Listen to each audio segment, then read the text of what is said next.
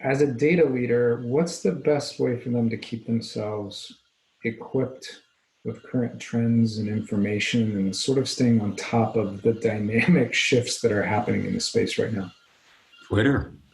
I crack myself up. Gotta love it. Gotta Or love it. TikTok. Oh, TikTok, man. That's TikTok for sure. I mean, yeah, that's hot. You're ahead of the curve, man. If you're not following TikTok, you are definitely not a millennial. No doubt. What is the latest generation is that? Oh, I don't know. Everybody learns in different ways. I have a network that alert me to things that are interesting, and that's actually what I use. I actually don't have much of a particular source, but my network, and then I follow people on LinkedIn and stuff, and they alert me to things that are kind of interesting. That's how it works for me. I don't. All right, get out your crystal ball. This is a crystal ball question for you, Jeff. So, what do you see as the most important application for big data over the next several years as things continue to evolve? If you get out your crystal ball and kind of map it out, what do you look at that you're excited about or you're focused on? I think it's low latency context, so you can make really high quality decisions faster than your competitor. I think that more math and more models are going to show their limits, where you could spend millions more on your math models and barely move your accuracy, when what you really need is to widen your observation space. You actually just need more data. And to be competitive, you want to be able to have, the kind of data your competitor has, but then you want to be able to make sense of it faster. And so I think real-time, low latency. I'll give you an example, man. This is an old example, but the CEO of Goldman Sachs, I think it was, said every millisecond they gained in their algorithms for high-speed trading made them, was it, I don't know, it was like something like 50 million or 500 million a year. Like, it was some huge number. And I just think being able to make higher quality decisions faster than your competitor is the thing to do. And that's going to come from infrastructures that are low latency, transactional. So would you say then is that the biggest challenge to being able to do that? I think integrating, I think there's plenty of skills in the math and model area. I think delivering them better curated data is like the difference between sending red puzzle pieces to an algorithm versus sending chunks of the puzzle.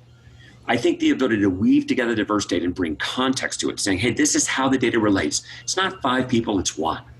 We know 5 things about one person. They're related to these people who relate to these companies, and these companies belong to these company hierarchies. That is context. And when you pass that to models, the quality of the predictions get much better. Yeah, obviously some great results from that, for sure. Okay, so give us a little insight. What are some things that you're working on today? What's going on in the lab? I'll tell you what. Well, a couple things. One is we're being used for PPP loan fraud, and it's so. In fact, if you just Google Senzing and PPP, you'll find a blog post, and you can just download the app. And I've pulled together some data sets, PPP loan data, some reference data, and Department of Labor compliance actions for people with bad labor practices. So you can just take Las Vegas, just like in 30 minutes, you can entity resolve all this data on your laptop and actually look at PPP loan data in a unique way and on the free product. And then we have some organizations who are running our 1 million record desktop app and doing the entire country's PPP loan fraud data. One bank did this in 3 days. They ran all the PPP loan data, produced an internal report that the banks used 10,000 times. Really? Yeah. That's interesting. For $4,000. Yes. So are there any interesting or unique trends that you've seen emerge from that? Well, I've not looked at the trending site. I'll tell you where Senzing, we used to do the trending. We used to do some of the ETL stuff. We used to do, and then the and then the map it to Senzing, and then Senzing after you do entity resolution, then you do trends and red light, green light, good news or bad news, sell it or shoot it. Today we are just singularly focused on JSON in, JSON out, entity resolution. So downstream is the analytics and trends. But what I do look at is things like, two companies with basically the same, almost the same name, same address, two different banks, two loan amounts. Each one says they're trying to preserve 56 employees, and just because there's smoke, it doesn't mean there's fire. Like, you got to go take a look then and see if it's two legal entities, it's legal. Yeah. But then you find some companies, and it's not illegal, but because it's so easy to just overlay more texture, like the Department of Labor compliance violations, you'll find companies out there with 2,000 labor violations, who got $1 million. Yeah. Hey, that's not against the law, but it makes you wonder a little bit, right? Yeah, but that's context. Context is taking a diverse observation space and then overlapping it. So anyway, working on allowing everybody to themselves experience the PPP loan data is an active thing we're doing right now and getting a lot of pickup on that. And we have some stuff coming down the pipe called selective curiosity.